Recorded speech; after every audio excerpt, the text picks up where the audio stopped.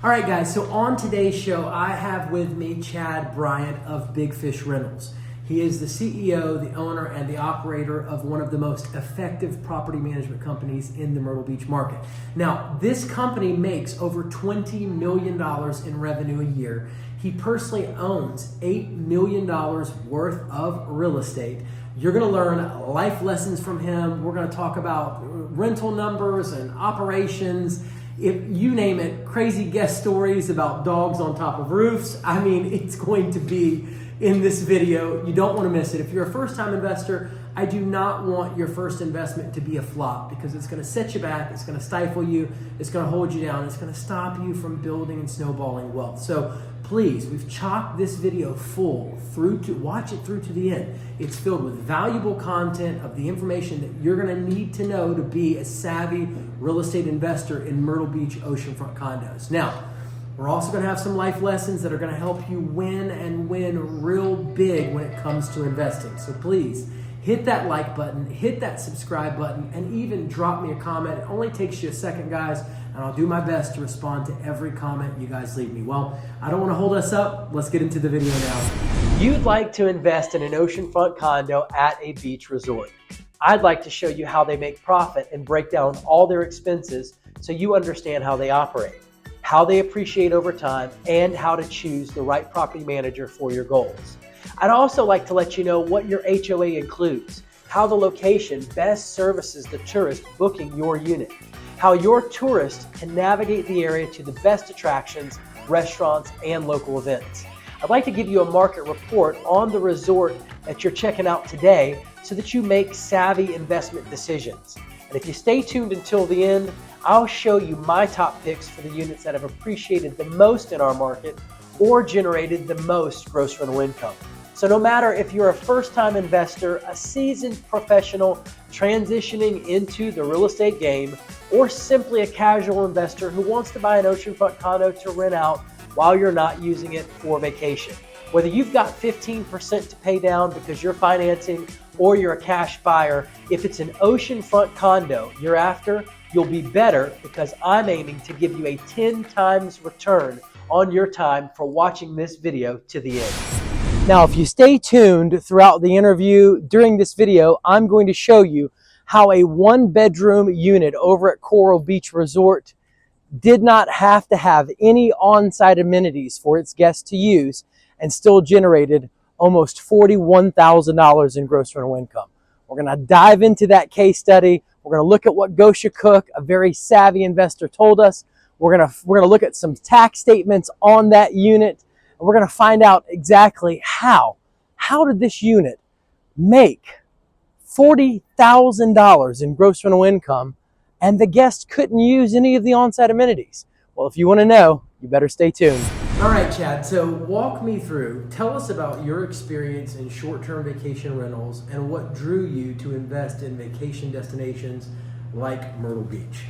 Yeah, so we've been doing this for about 12 years now. And the reason that we were attracted to Myrtle Beach is because of the slow season and the shoulder seasons as well. As an investor, we're still making money in those seasons, as opposed to having zero revenue for 6 months like other destinations like Orlando or Miami. Yeah, and so we got to unpack that just a little bit because that's a hot topic. You know, we have investors on the channel that are looking at Florida, they're looking at Tennessee, you know, they're looking at short-term markets.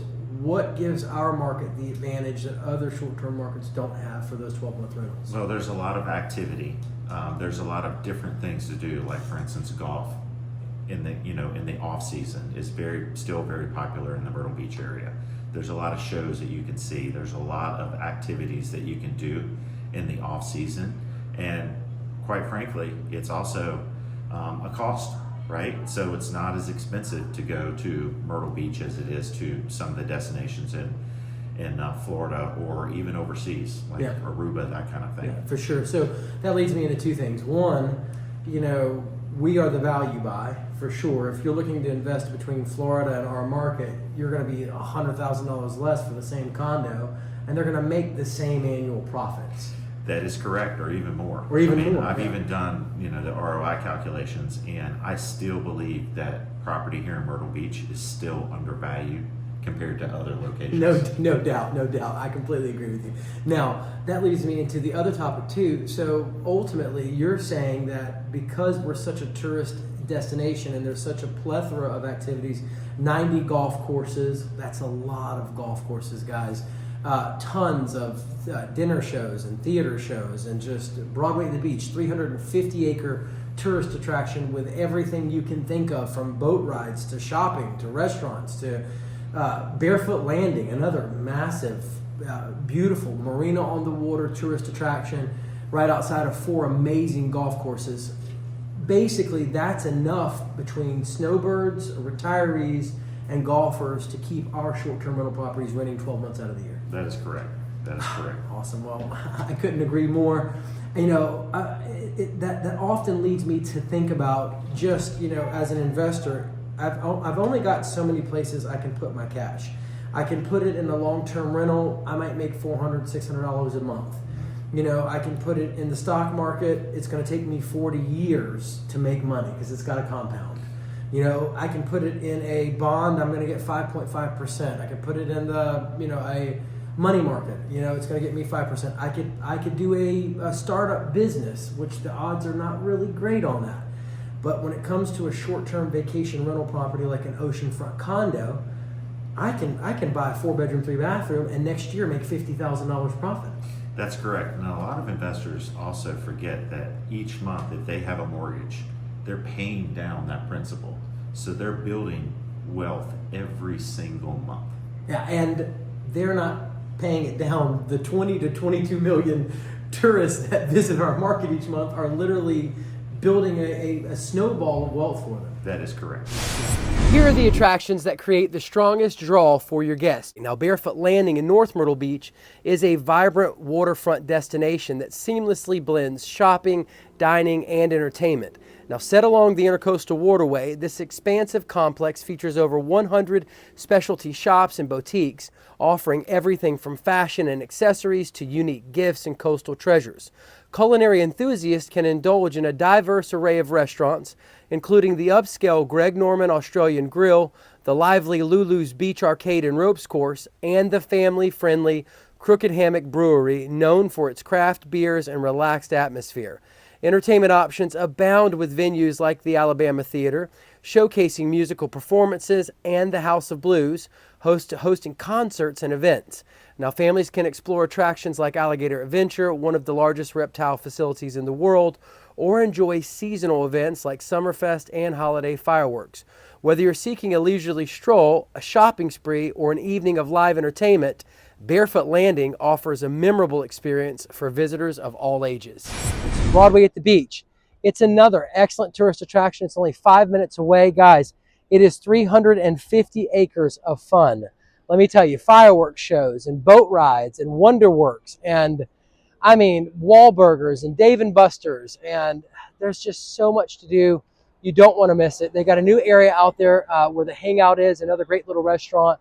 They've got golf you can play. I mean, like little putt-putt golf. It's a lot of fun. Now, the Greg Rouse Legacy Theater is a premier entertainment venue that offers a unique and intimate live performance experience. Founded by acclaimed entertainer Greg Rouse, the theater showcases a variety of shows, including the popular Music and Memories series, which features a world-class cast and band performing beloved songs from past decades. Each performance is 100% live and changes nightly, ensuring a fresh experience for returning guests. The theater has been recognized as WMBF's Best Show of the Grand Strand in 2024, highlighting its commitment to quality entertainment. With a seating capacity of 800, the venue provides an intimate setting that fosters a sense of community and connection between performers and the audience. In addition to its diverse musical offerings, the theater honors military personnel and first responders with special discounts, and during the summer offers promotions such as 2 free child tickets with the purchase of an adult ticket. The Greg Rouse Legacy Theater stands as a testament to Rouse's dedication to creating memorable, family-friendly entertainment that resonates with audiences of all ages.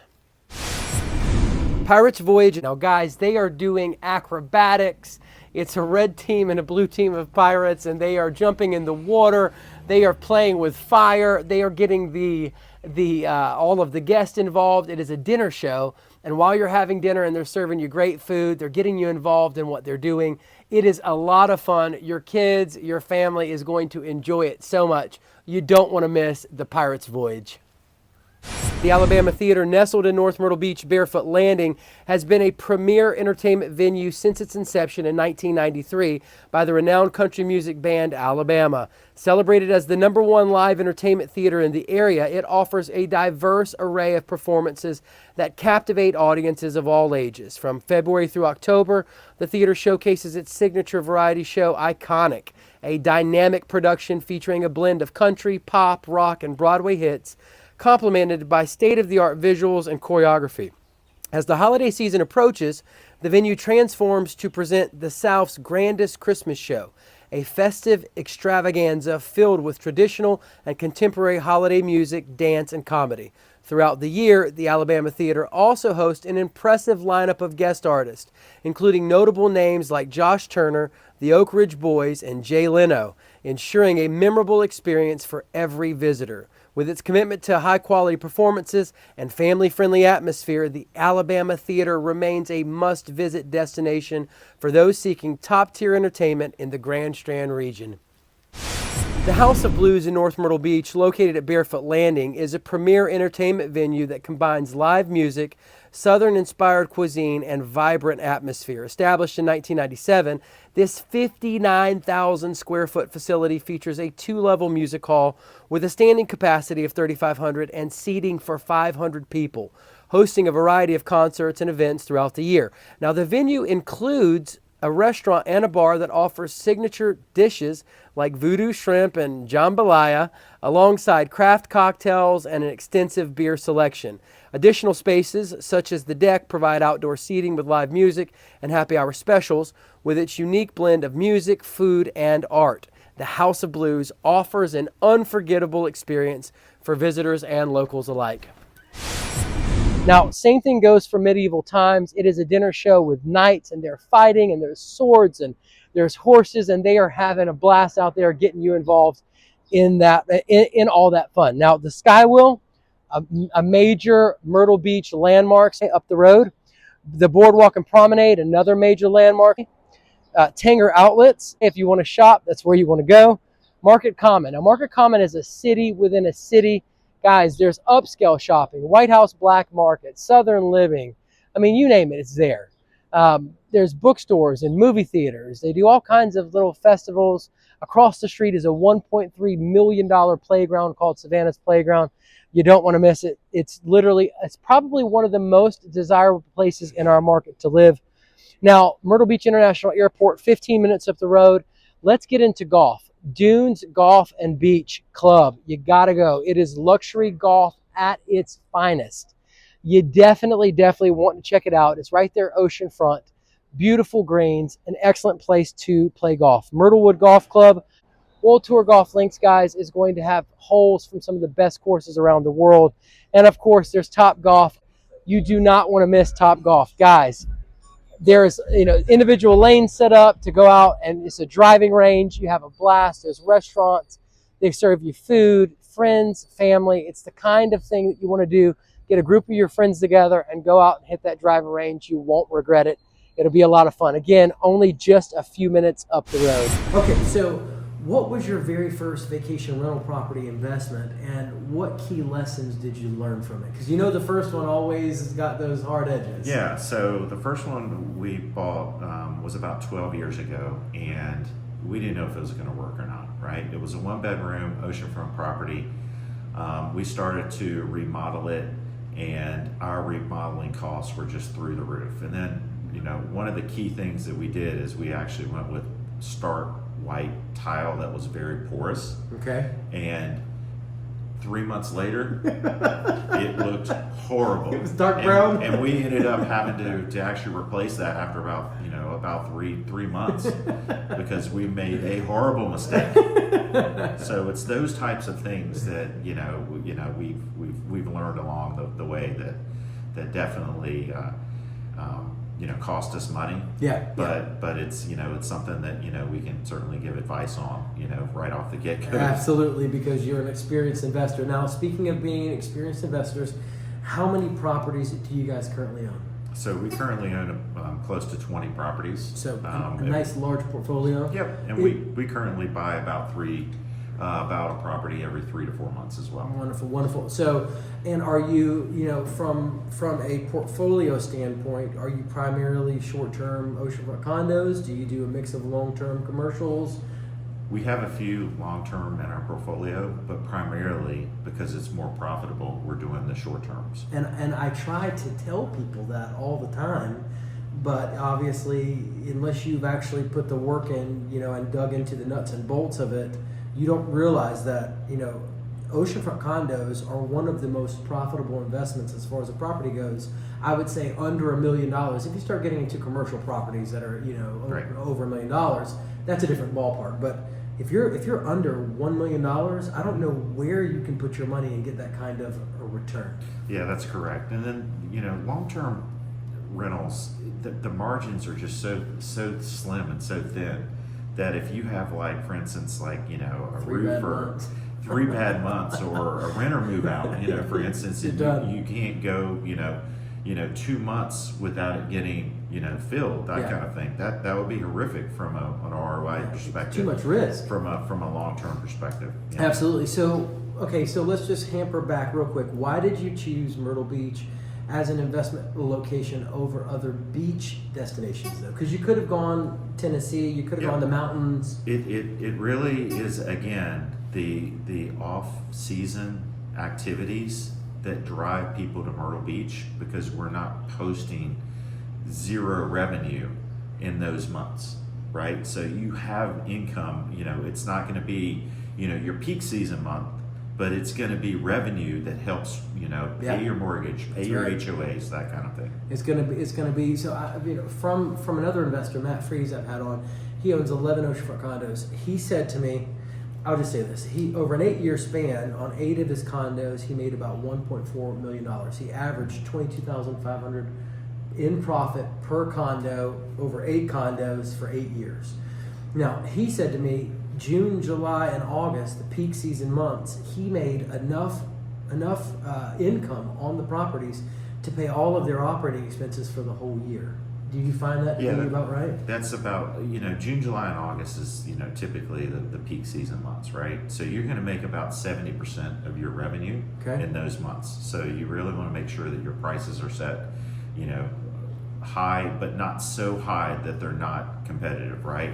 So if the market's at, let's say, $500 a night and you're pricing at $650, guess who's not getting any bookings? You, all day long. So the pricing is very, very much dynamic. Are you one of the people that believe in price labs or software, or do you like to change it yourself? We use a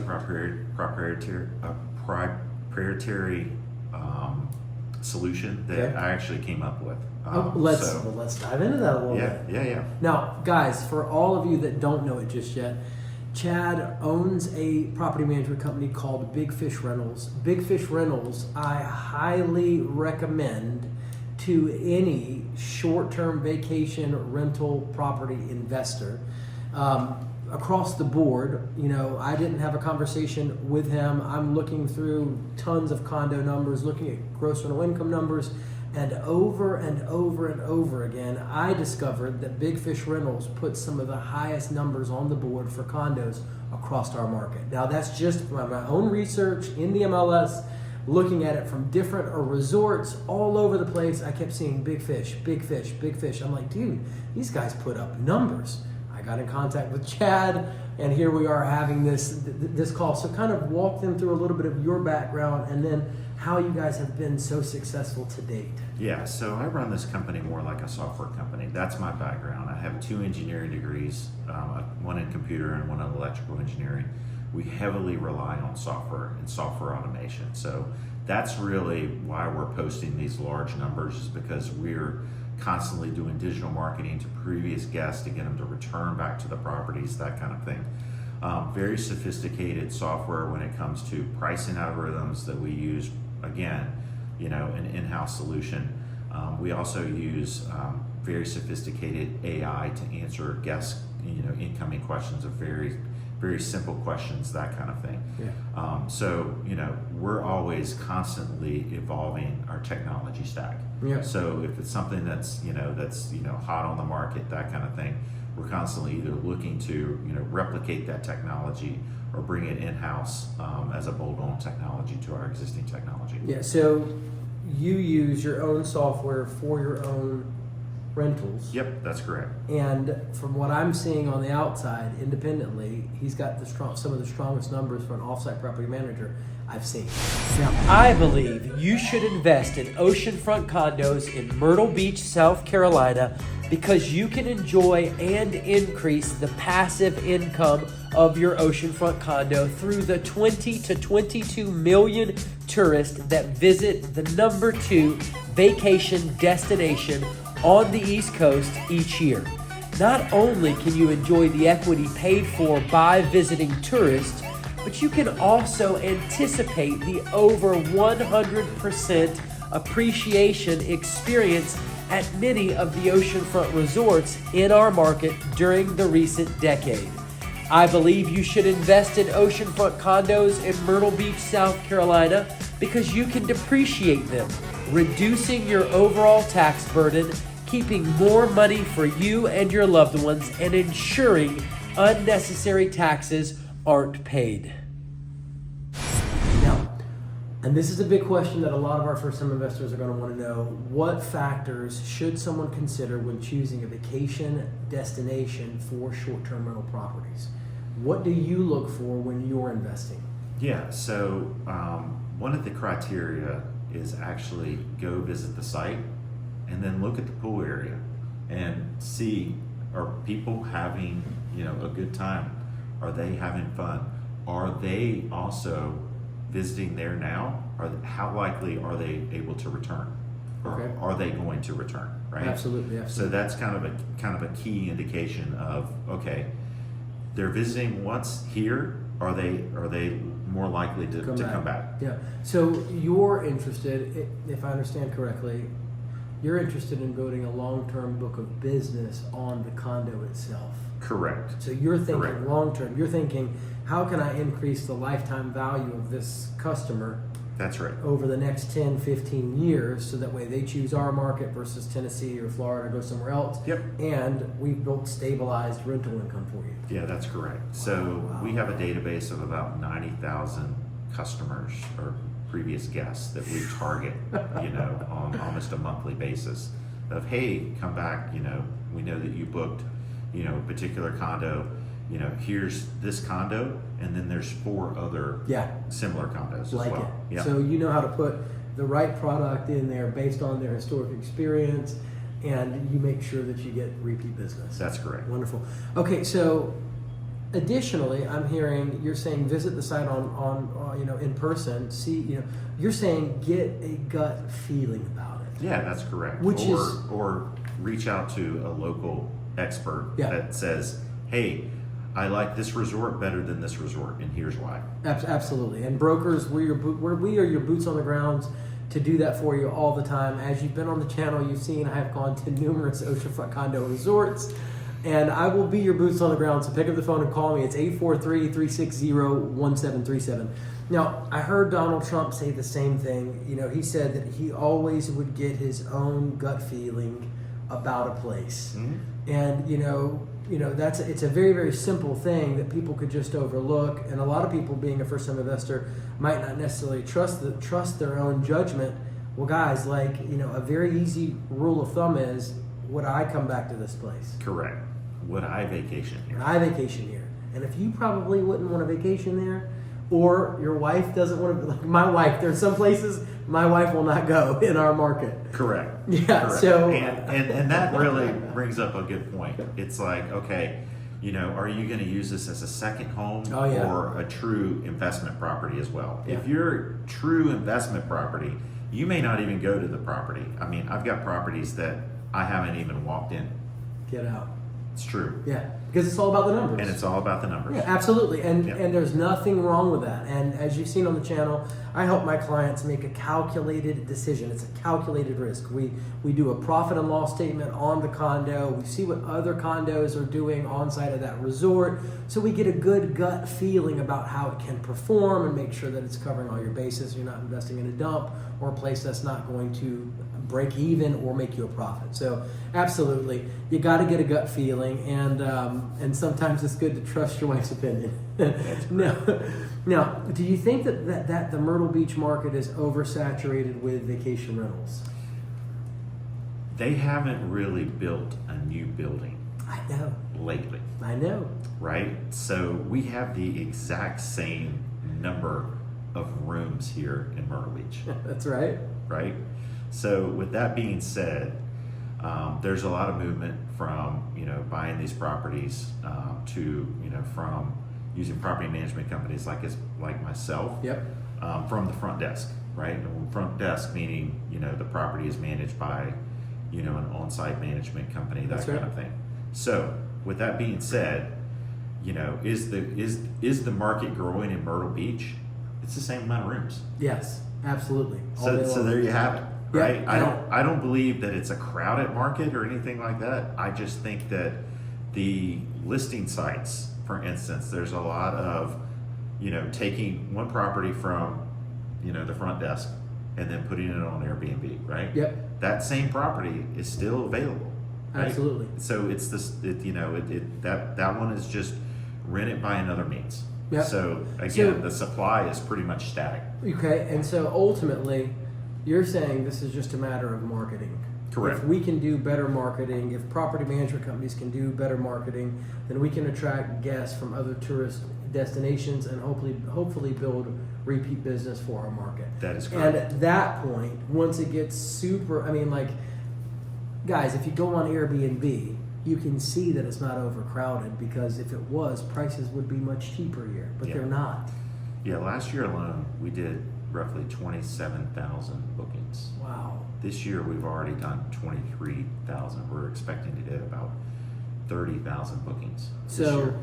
for you guys, you're saying the rental market is a little bit up post. Yeah, Yeah. So yeah. With post Trump being in the office, right. you're thinking disposable income is everybody feels more comfortable. We are seeing a lot. A key indicator is how far are people booking. Yeah. So about 6 months ago, it didn't seem like there was that many people that were booking out. Yep. Every day, I'm amazed at how many bookings we're getting further out, which is a very positive sign. It's a good Which leading means, that is absolutely a good leading indicator. I believe you should invest in oceanfront condos in Myrtle Beach, South Carolina, because this is the fastest growing area out of the 150 most populated areas in the entire United States for the last 3 years in a row, according to U.S. News and World Report. This helps to insulate our market from many of the ups and downs that the rest of our nation's real estate market experiences. This can help you have a more stable rental property. I believe you should invest in oceanfront condos in Myrtle Beach, South Carolina, because they have a tremendous upside when compared to money market accounts and the stock market, due to the appreciation they earn and the potential of higher annual yields through their gross rental income when compared to these other investments. Money market accounts and the stock market don't have the upside of added appreciation. I believe you should invest in oceanfront condos in Myrtle Beach, South Carolina, because while our prices have risen and have held their value, we're also much cheaper than other places like Florida. Where else can you go and find an oceanfront condo for as little as $100,000? If you're getting into the real estate game or expanding your current portfolio, the bang for your buck is sitting right on the Myrtle Beach, South Carolina oceanfront. All right, so now how do you compete in a crowded market? Because I know that you guys are crushing the other property management companies in our market, if I'm going to be honest with you. And listen, I don't get paid anything to say this. Chad is not paying me. I've done my own research, and from what I can tell, they are crushing the property management market. So how do you compete in our market, and how do you win so well? So one of our things is, we advertise on about 18 different listing sites, right? So Airbnb, VRBO, Flipkey, TripAdvisor, Bookings.com, Howfee, Homes to Go, Getaway, GoGo, to name a few, right? Yeah. When a new listing site comes online, right, we're pretty much the first to be in this area to be on the new platform as well. So that also helps, but we treat them like fishing lines. So the more fishing lines you have in the water, The more fish you're gonna catch. the more fish you're going to catch. It's that simple, dude. It's the name Big Fish. There we go. And you want to catch them. All right, now, so basically you compete by having more lines in the water. That's correct. That's correct. Yeah. And then we also do retargeting as well, a very sophisticated retargeting of guests. We do Facebook ads. So not only are you have more lines in the water, catching more fish, but also you're getting more use out of one fish. You're Correct. catching them 2 or 3 times. Correct. And it's pretty hard to compete against a property management company that is that effective. Now, let's talk about financial considerations because investors are super pumped about this. Yep. First-time investors definitely. Let's start with a 1-bedroom. Best case, Yep. after all expenses are paid, we're talking pure profit. What would you say a solid or great 1-bedroom can bring in profit-wise? Profit-wise, net to investor, you're looking at about 28 to 30. Now that is a fantastic, And that's exceptional. that's exceptional, Yeah. right? It's got an unbelievable view. The decor has to be amazing, right? Yeah, it does. You and I do not rent condos, by the way. No. Do you know who rents condos? Who? Females. Oh, there's no doubt. They decor them out. So the ones that actually are decorated, either professionally or with females, in mind, I hate to say it, those are the ones that's going to knock it out of the park. He's giving you the secret sauce right now. Literally, what he just did was read between the lines and said, when it comes to vacations, in so many words, husbands tell their wives, take over and knock this out for Yes, us. go book the vacation, right? Go book us a vacation, and then ultimately, and I actually pulled stats on this. Ultimately, about 85% of the females are actually making the reservations, not the males. So if you want to have excellent marketing materials and excellent listings, it all needs to be crafted with the end user, the person booking it, the female in mind. Right. Yeah. So a lot of investors come back to me and they're like, "Hey, what decor should I use?" Right? And I'm like, "Hey, you don't want me picking out paint color. I'm gonna man cave it up, and you won't get any bookings." You don't get any bookings. That's right. Okay, so 1-bedroom. We're talking. I think you said 28 to 30. 28 to 30. Yeah. That's Yeah, after that- all of your operating expenses are paid. Yep. That's exceptional, and I can concur. I did find a 1-bedroom at the Caribbean in the last 2 years. It made $72,000 gross. Yep. They actually probably walked away with about $38,000 on that unit in particular. But Right. absolutely, you can make that $28,000 to $30,000 profit on a 1-bedroom. 2 bedrooms. 2 bedrooms. You're looking at more like anywhere from 40 to 50, and it really depends on the decor. exceptional. Exceptional, right? The decor, the finishings, what pays into factor is what building, what HOA, what your HOA is going to be, Yeah, right? yeah. That kind of thing. But yeah, I mean, that's not unheard of. Okay, 3 bedrooms. 3 bedrooms, you're going to scale up even more. So anywhere from 50 to 60K Okay. net to investor, right? Yeah. I've got, 3 bedrooms that are spending over, gross is over $100,000. Oh, wow. Yes, absolutely, totally.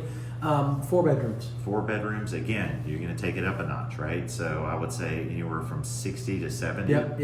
And then net to investor. Yep. now 5 bedrooms. Because 5. there are a few. There it's are a very few. rare in our market. Few and far between, right? Yep. But I would say anywhere from 60 to 70 to even 80 net. Yep, Now, okay. it just really depends on Yeah. the amenities that are associated Absolutely. with that as well. Absolutely, location, amenities, how modern the building is for sure, and then of course the interior of that unit because those listing photos have to pop. Correct. Now, okay, all that being said, and this is just a personal question, let's talk North Beach Towers. Yep. Let's talk, I pulled a 5-bedroom in there that was making $164,000 a year. The appreciation over a 10-year period. So when I present numbers to investors, It's all about timing the market, of course. I will go and pull, all right, in 2015, what was the low purchase there? All right. In 2025, what was the high sell price? Right. And then we go, because the idea for an investor is to buy low and to sell high. You're there to make money. Correct. I found a 5-bedroom made $583,000 in in a 10-year period if you would have timed your sell right. Mm-hmm. I mean, that's good. That's $58,000 appreciation a year, not to mention annual profit. So that's correct.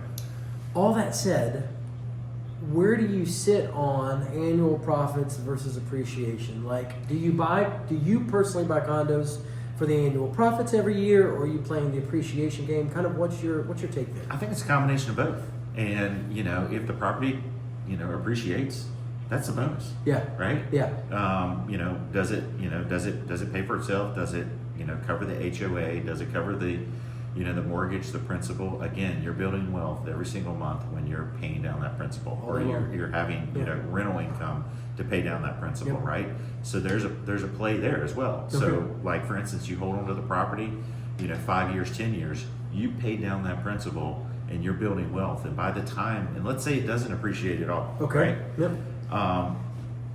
When you go to sell it, that principal is factored in the sale price, right? Yeah. And you effectively extract that. Yep. So you're winning on the principal side. It's like a savings account for you. Correct. And you are also appreciating the property, and you are also collecting annual profits if you've done it right. Correct. Plus, you're getting tax write-offs for depreciation and possibly interest. That's right.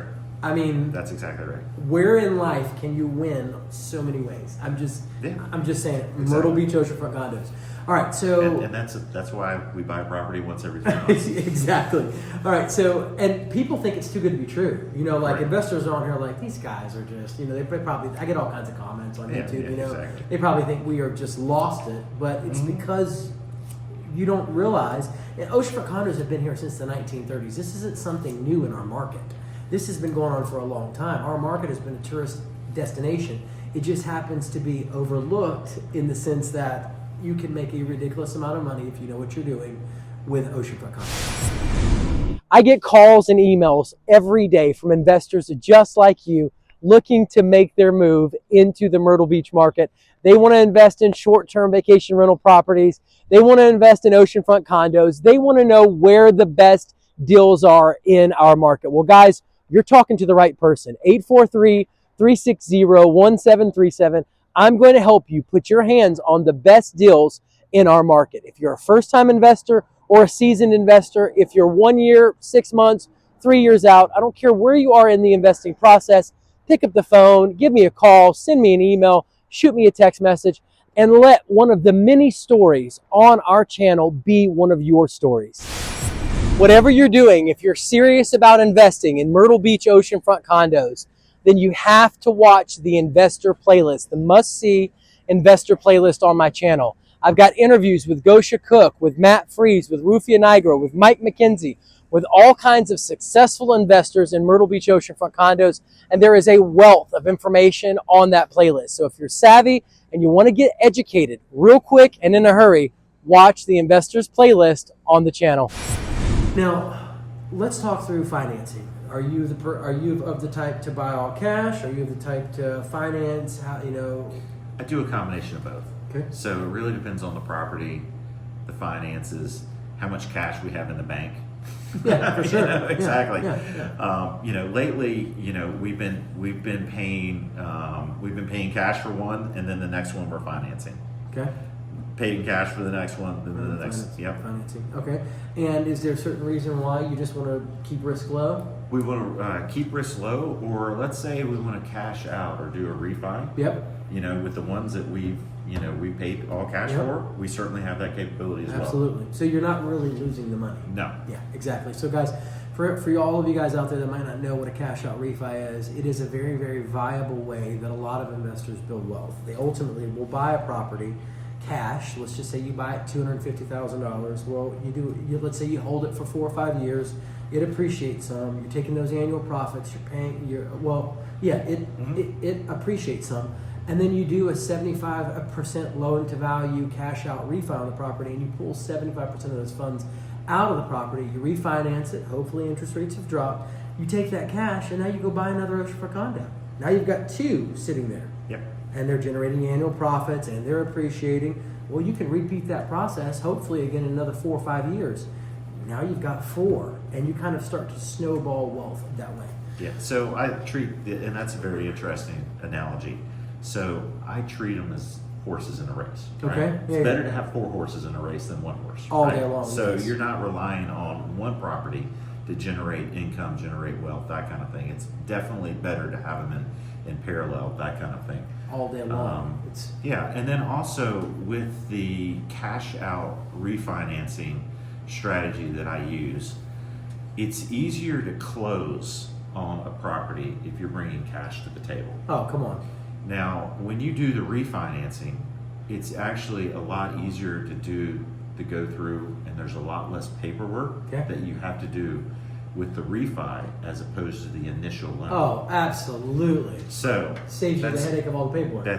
So that's a good strategy that I use as an investor is buy it with cash initially, and then 6 months a year you may want to refi. Yeah. And then the paperwork's just so much simpler. What I want you to grasp is how an effective CEO thinks.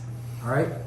So he is playing the game not so much from a financial perspective. Obviously, he's winning financially, but he's playing it based on his return on time. So he is looking at the time cost of buying a condo 4 times a year and having to fill out tons and tons of paperwork and how much time, and his plate is full, and he's going, well, you know what? I'd rather just refinance these because it'll save me some time. Because ultimately, that's the commodity that matters most. So I just want you to see how he thinks versus how your standard person thinks when they're all in it for the cash. Right. He's playing on a much higher level. Now, and then also with the cash deal offer, you can close a lot faster. all day long. Close in 2.5 weeks. Right. Yeah. So, and especially if you're buying a condo in, let's say, the peak season. Yep. That 2 weeks equates to A good bit of cash. A lot of cash. All day right? long. So, Absolutely. And that leads me into, is it better to buy in the peak season or the off season? Now, let me throw this out there for you. So, off season months, well, everybody and their brother puts their property on the market during peak season. correct. Agents tell people, wait to list it till the busy season. I don't know why they do this. And then it forces a ton of supply on the market, and then everybody's competing with each other to get their property sold. So they're dropping prices. Technically, you can get a better deal during those summer months. In the off season, there's less supply on the market. Everybody pulls their properties off the market. Sellers actually get a premium because they don't have to compete. So if you're going to buy, it is smarter to buy during those peak season months. Plus, you step into income if you've done it, if you've timed it well. Yeah. Additionally, the best performing condos, though, are already churning a profit, and most likely those sellers are not going to give you a discount when they sell their condo. So you don't have as much leverage. You don't have as much leverage. So if you go to Chad and you say, Mr. Chad, I want to buy your condo that's making you $50,000 a year profit, but I want to offer you $20,000 or $50,000 or $30,000 less than you're asking, he's going to laugh at you and say, I'm just going to keep it on the market until next year or until somebody gives me what I want for it because it's turning a profit anyways. So the best performing deals, you're most likely not going to be able to buy at a discount. That's correct. Yep. All right. What unexpected expenses do new investors typically overlook in their calculations? Just unexpected maintenance costs. With our company, we reach out if there's a maintenance issue. We reach out to the owner and ask for approval. Right. Yep. We don't like spending other people's money without their knowledge. Yeah. So Thank you. we're one of the rare property management companies that do that in advance, so that you know exactly what expenses you're going to have before you even get your invoice each month. Absolutely. And there are no ghost charges with you guys, right? Correct. Ghost charges, for those of you that don't know, are charges that just appear on your invoice from your property management company for things and services that they've offered you that they might not have necessarily told you about. Correct.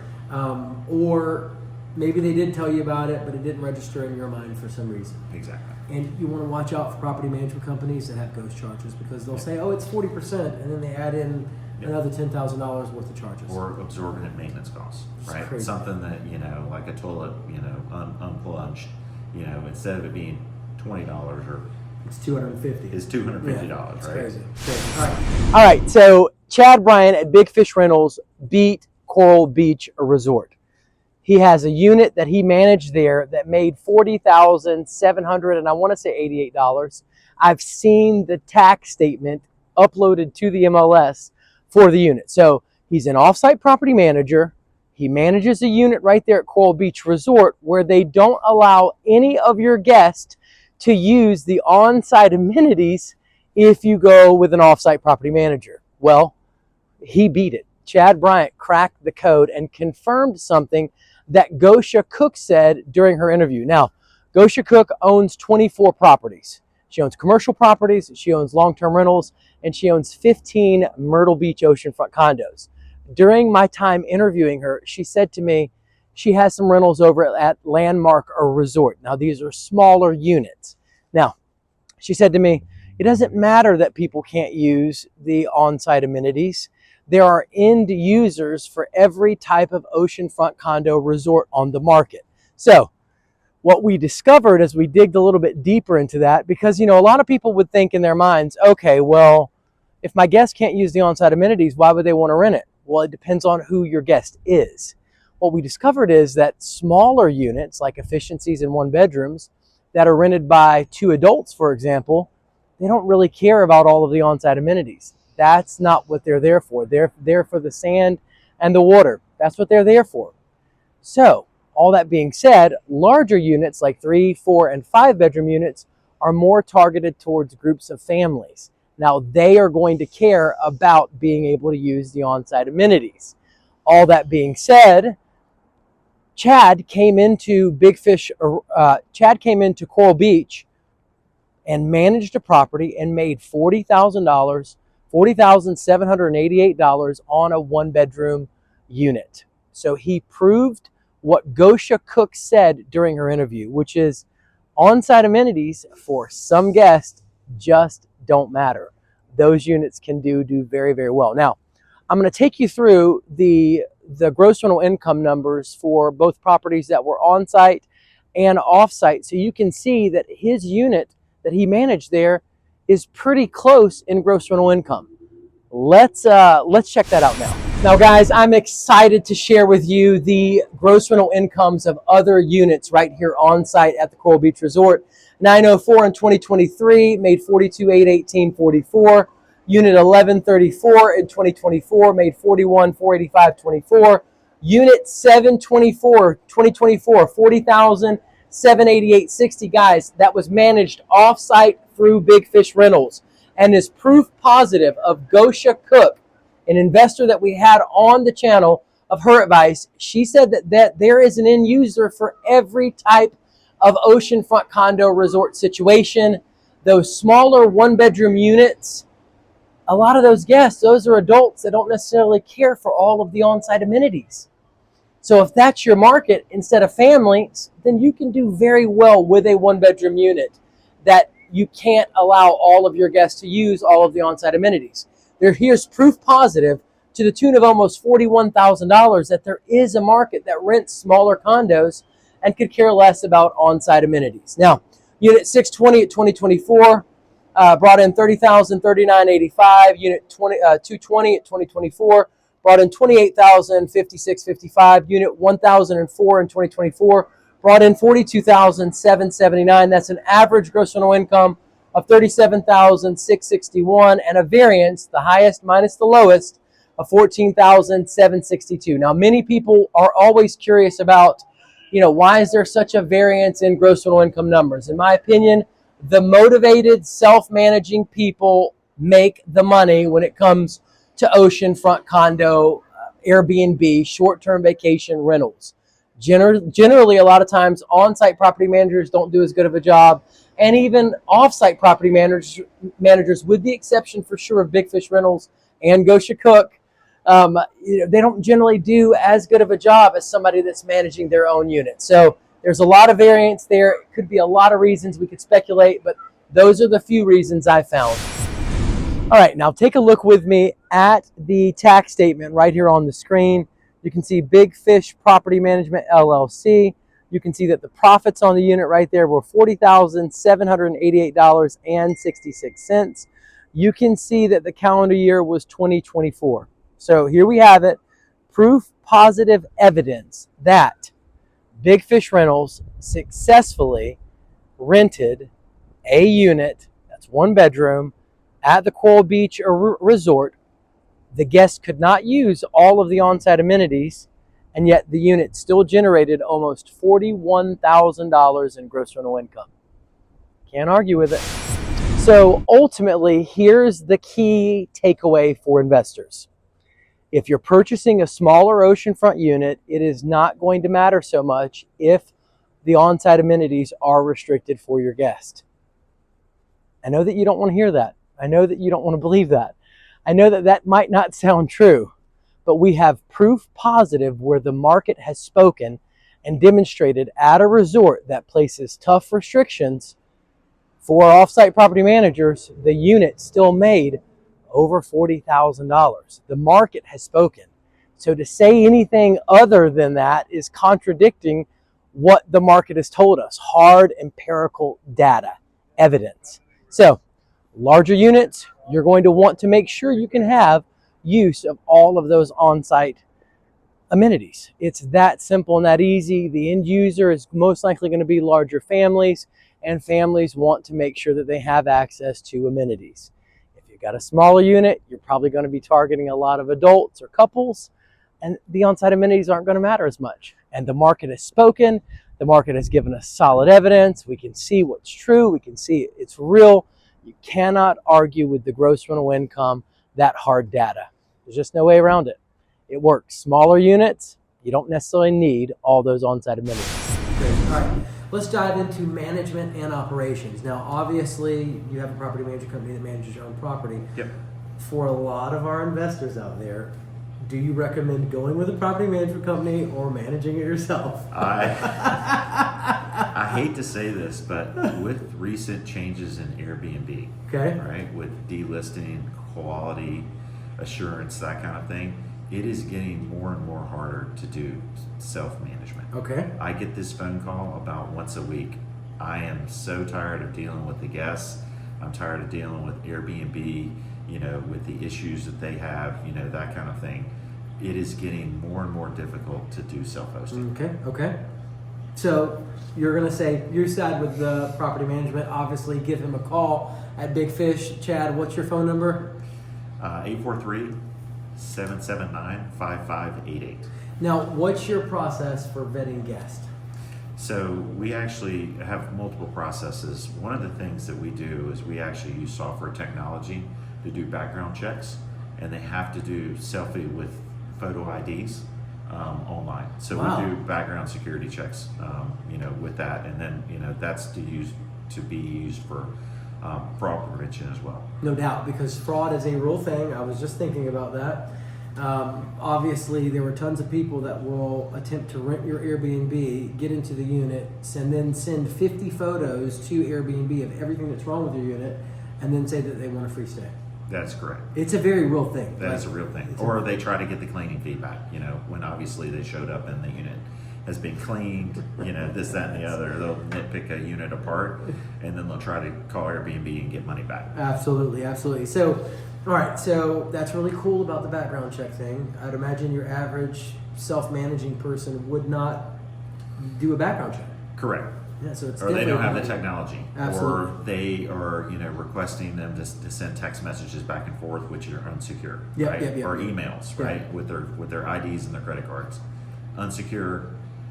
Somebody's going to get that. Yep. It's going to fall in the wrong hands. Okay, so let's talk about bad guest stories. Give me one bad guest story, one horror story. And you gotta have had them. Oh, we get them weekly. Do you? So I don't even know where to begin with this question. I mean, it's so bad. This is campfire story material right here. I mean, we got a phone call from one of the resorts that said, "Hey, we need your maintenance guy to come help us get a dog off the roof." what? And we're like, "What? A dog off the roof?" And what had happened is a guest that was not even supposed to have their pets in this unit No doubt. apparently left the unit, the dog proceeded to jump over the railing, land 1 story down on the kind of a roof area, and then took the roof line up to get on the very top of the resort roof. You've got to be kidding me. I'm not making this up. We are hearing some crazy stuff. Yeah, and I mean, handguns, our cleaners find handguns all the time, left in units. Ouch. Absolutely. So we have to have a protocol. We have to have a process. What do you do with a gun that somebody leaves? You call the cops? So we actually call the police, and apparently the local police take it to an office that is closed on Sundays, by the way. So we reach out to the guests. So you got to hold it till Monday. They hold it till Monday. Yeah, they hold it so till the Monday. guest, turns around. They're like, "Oh my gosh, we forgot, Our gun." our gun, whatever." They return to Myrtle Beach, and it's Sunday, and they're not getting their gun back till Monday. Man, that sounds like fun. Yeah. So don't leave your handgun. Absolutely. All right, let's talk about maintenance and emergencies for out-of-state investors. Let's talk about logistical challenges for people self-managing. Yeah, so the one thing is maintenance, right? You're going to get that phone call in the middle of the night, 2 a.m., 3 a.m. Hey, I've got a leak. Hey, I've got this. I've got that, that kind of thing. How do you have boots on the ground in this area to solve those problems? Yep. And I'm happy to say, we have 5 full-time maintenance guys. You saw our vans. They literally go from resort to resort almost every single day to fix stuff. Absolutely. And they have a punch list and that kind of thing. And that's all pre-approved by the owners so that they don't get any, to your point, ghost charges or anything like that. Everything's approved. Emergencies are a little bit different, right? We're going to reach out to the guests for every issue. Yep. But let's say, there's a flood, or God forbid there's a fire or something like that. We're going to reach out and we're going to say, hey, this is an issue, and we're going to send our maintenance guys without their approval, because time is of the essence sometimes. Absolutely. Especially with floods, right? And more water, water damage, that kind of thing. So that's kind of how we handle, emergency situations. Okay, let's get into legal and regulatory. So let's talk about any kind of legal disputes related to properties you might have had so far. The stories that somebody wanting to get into this business might need to be aware of. What are they looking at here? Yeah, so in Myrtle Beach, you have to be licensed to be a property manager, right? Okay. So we have all those licenses in place. You also need to be, you also need to carry insurance as well. A lot of people forget about that, and that's pretty important. Especially, if you have a condo that, God forbid, again, catches on fire, right? Or floods or, anything like that. You want to make sure that you have, the proper insurance in place as well. Legal requirements. There has been new legislation that is being approached in North Myrtle Beach area. Yep. That says you cannot manage a property if you do not live here locally. Okay. And it's a 30-mile radius that they're considering proposing as well. But again, that's not, that has not passed yet. But Yep. that is just something to be aware of. Discussion. Yep. Okay. So let's backtrack to insurance just real quick. So are we just talking about HO6 insurance? What kind of insurances do you recommend? Yeah, HO6 insurance is great. Again, you want to talk to an insurance provider to see what's covered in your HOA and then what additional insurance you need, right? Yep. And it's also risk tolerance, right? How much, insurance policies that you want to cover your property. Yep, absolutely. All right, let's dive into market trends and risk. What trends are you seeing in the short-term rental market, especially post-pandemic? So post-pandemic, was gangbuster for us, right? Yep. The pandemic, restrictions lifted. Everybody wanted to go on vacation. They were cooped up for a while. Now they're like, oh my gosh. So we saw a huge spike in bookings, right? And record values booking years. and record booking years. This year is more. We're back to normal, Okay. right? It's more of a normal market. So whenever I give investors, numbers, I'm always giving them the last 12 months worth of data. Okay. Right? Because it's the most recent. Yep. But it's also the most normal market that we've been in Yep. probably the last 3 to 4 years. All right. Are you seeing any long-term risk on the horizon for investors? The only long-term risk is, with the new rule changes that Airbnb recently rolled out, they delisted over 500,000 properties in the last year. Wow. Due to quality, right? So anytime you get 3 3-star reviews or below, your property is subject to delisting. Ooh, so make sure you got a superior product, which is Correct. what we tell you all the time. All right, so, and this is going to definitely catch some ears. Yep. Do you think that Airbnb, VRBO are here to stay, or could we see a market crash similar to what happened in the housing bubble on those? I mean, like, will Airbnb and VRBO be here in 5 years? I believe that Airbnb and VRBO will be here in 5 years. I do not believe that it will just be Airbnb and VRBO as the major players. I believe that Google Vacations is coming up. It is. And there's other listing sites that will pop up and fill the gap or the void that Airbnb and VRBO are not providing. Ooh, and what is that gap? So again, I've mentioned the delistings, right? Yep. So, and it's really AI-driven delistings. Okay. Right? So Yep. you could have a $500,000 property that gets delisted just because they didn't like the location. That's right? wild. Or they had a car accident 3 blocks away. It's not really any any fault of the property. It's it's the guest had a bad experience coming to Myrtle Beach or whatever, right? Absolutely. So So let's talk about off-season risk. yeah. What's our what is the off-season risk that you recognize and overcome Yep. each and every year? Yeah, so the big thing is hurricanes, Okay. right? So weather-related off-season risk, rainy season, bad weather. We recently had snow that No doubt. kept around for that stayed around for like a year, or I'm sorry, a day or so, Yeah, right? that's right. And so that was a risk to our rentals.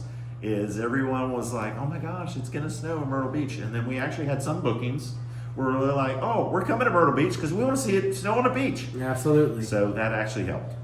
All right. So tax advantages, depreciation, 1031 like kind exchanges. Do you use it? Do you do 1031s? Do you recommend them? Do you have a certain CPA that's got an advanced tax strategy that helps you win? Kind of unpack some of that. We do not use 1031 exchanges, just simply because we do cash buys or we do financing, that kind of thing. We don't sell property to buy another property. We just continue to expand our portfolio. Absolutely, absolutely. All right. So what technology and marketing? This is going to be a big one. Yep. What role does technology play in your business, and what apps or software do you use for managing bookings, pricings, communication? Kind of like expand there. Yeah. So again, technology is very key in our marketing. Technology is very key in the automation that we use. Again, we're using AI to do guest communication now. 6 months ago, we weren't using AI, right? So now we use AI to answer simple questions like, what time is check-in? Oh, it's at 4 p.m., right? This is definitely helping us scale and manage more properties. Absolutely. So we're at now over 500 properties that we actively manage. Okay. We're using technology to scale even further as well. We've got an excellent team in place that uses our technologies as well. All right. So, do you think that dynamic pricing hurts or helps? I definitely think that there's a place for dynamic pricing. It really depends on how well you're monitoring your dynamic pricing model, right? Okay. I've seen it go off the rails. As in, No doubt. discount heavily, in the summer months, right? Where again, you're making, you're up to 70% of your money then. Yeah, no doubt. And if your property is all of a sudden rent for $50 a night as opposed to $500 a night, No doubt. that could be a disaster. So So you you gotta- really have to monitor, those. Yeah. It's not a set and forget. You can't take your hands Yep. off of it. Yep. All right. Exit strategies and long-term plans. Do you have an exit strategy for your properties? I do not. Okay. Just because You haven't got there yet. I'm constantly acquiring properties now. There's no exit strategy, other than, we may transition to long-term rentals in the future, but right now the short-term rental market is hot. Yeah, gotcha. Right? And we're making the most money in the short term. Yeah. So, why would you transition to long terms? Just curious, just thoughts that you're having about that transition.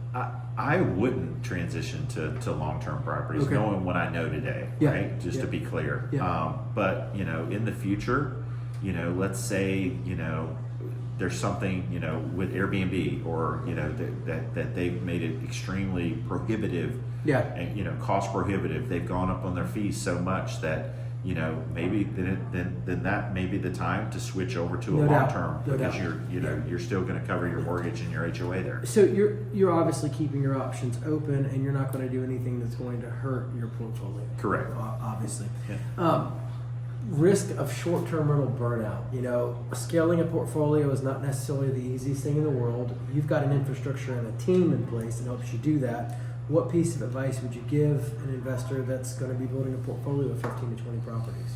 Yeah, again, short-term rental burnout is real, right? We see companies all the time that scale up to like 20, 30, 40 properties, and then all of a sudden they just crash, right? They end up selling.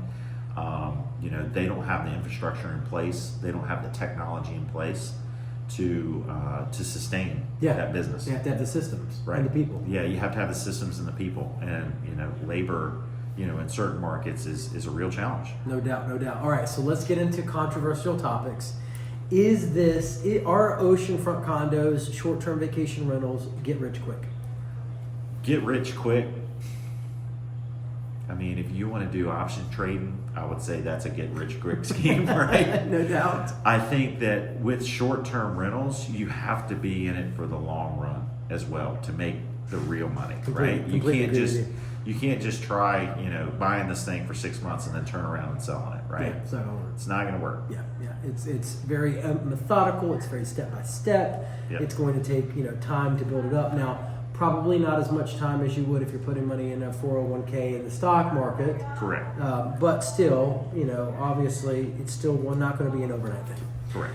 All right. Do you think the rise of vacation rentals is driving up local property prices and making housing unaffordable?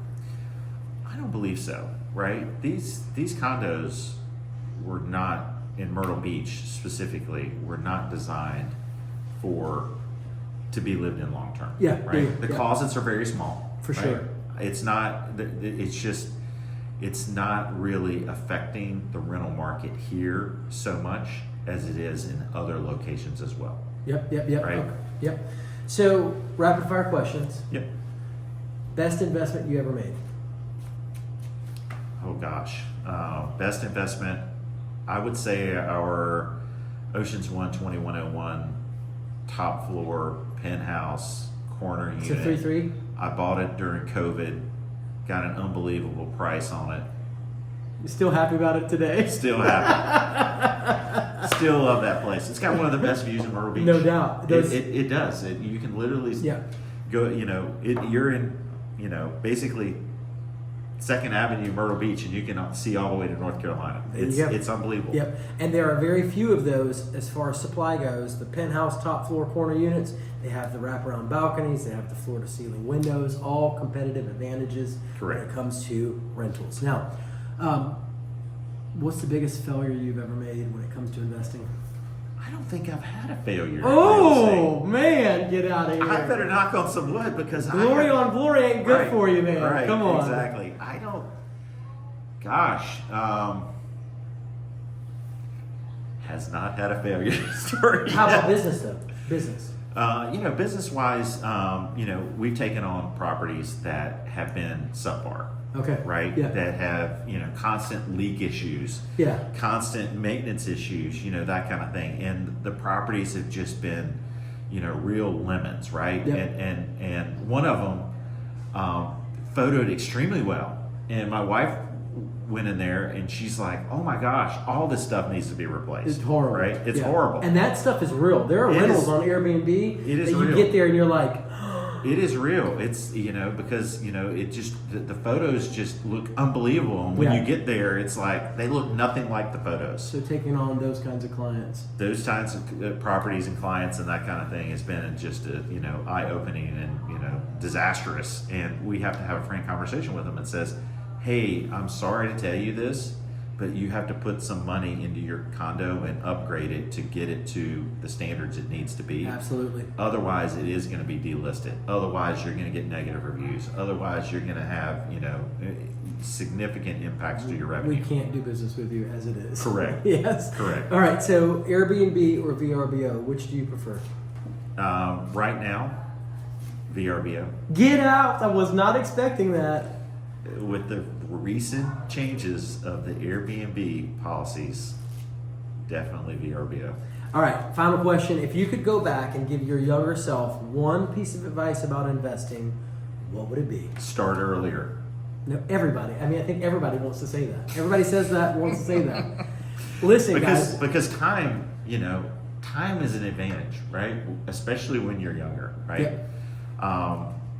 And the second piece of advice I would say is, and you're not gonna Let's go. Come on, let's you're hear not it. gonna like me when I tell you this. Say it. Never sell a property. All right, go for it. Why? Never sell a property, because you can have someone that can move into it either short term or long term, rent it out, and again, you're building wealth. You have that mortgage in place. Don't sell that property. And you can always, when the property's paid off, pull the money out of the property. Correct. So you just might as well keep it. Correct. It's always going. The market's always going to go up and down and up and down. And rents, for the most part, never go down. Come on. Never go I'm down. on. Yeah, they're always Stair stepping up. Yep. So All right, so you heard it right there. We got Chad at Big Fish Rentals on site today. If you're interested in using his services, look in the video description below. You can find them right there. His phone number, his company, his address, his website. Click on it. If you got questions for him, get in contact with him.